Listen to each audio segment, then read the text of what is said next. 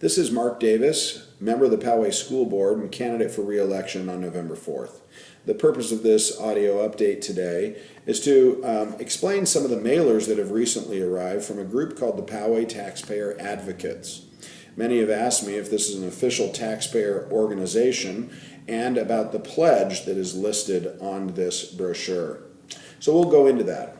First of all, Poway Taxpayers Advocate is not an ongoing taxpayer support group, but simply a fictitious name under which these mailers are being sent out. You'll notice in small print under that it says paid for by the Poway School Employees Association.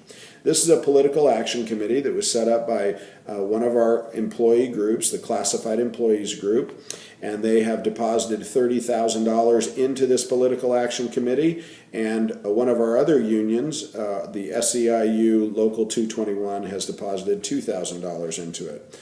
These mailers are being paid for by them, but going out under the banner of Poway Taxpayer Advocates.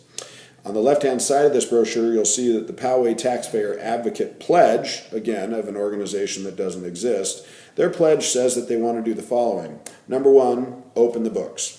Well, our books are already open.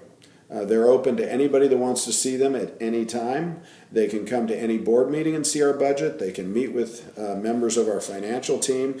And we have recently purchased a cloud-based software package called opengov.com, which will allow any taxpayer to go to our website and drill into our entire operating budget line by line, expense by expense. We hope that this will be going live within the next week or two.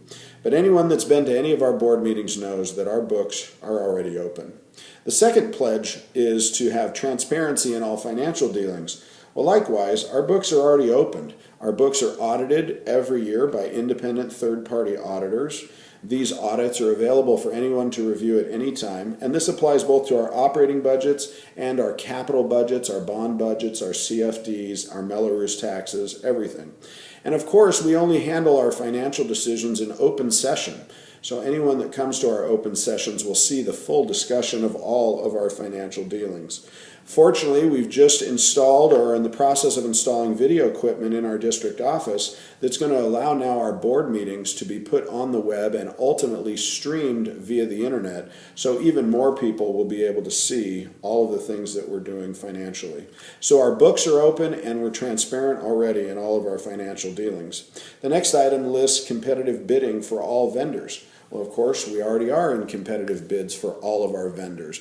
It's extremely rare when we use a non-competitive bid, but it does happen occasionally.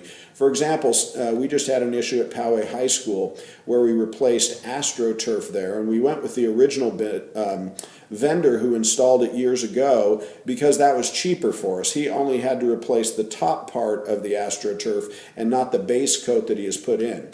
Any other vendor would have replaced out the base coat, and that would have been much more expensive for us. So occasionally we'll go with what we call a sole source provider, but in virtually 99% of the cases we're already doing competitive bidding, which is best practices. The next item on this pledge says full disclosure. Well, we're disclosing everything we possibly can. Everything, if you come to a board meeting, you will see disclosure till it's a lot of disclosure. Every time we do a bond issue, we go through in great detail and great minutia all of the costs associated with it, every person involved.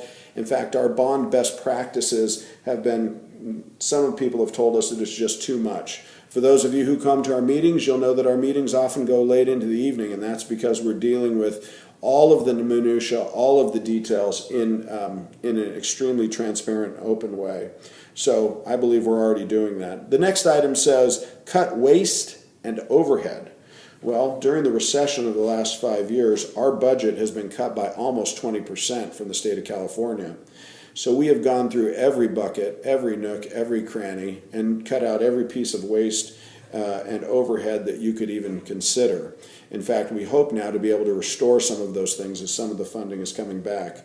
As an example, prior to the downturn, we used to have a superintendent, a deputy superintendent, and 8 associate superintendents working at the district office.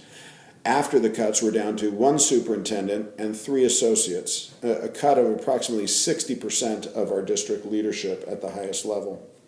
The last item says prioritize the classroom.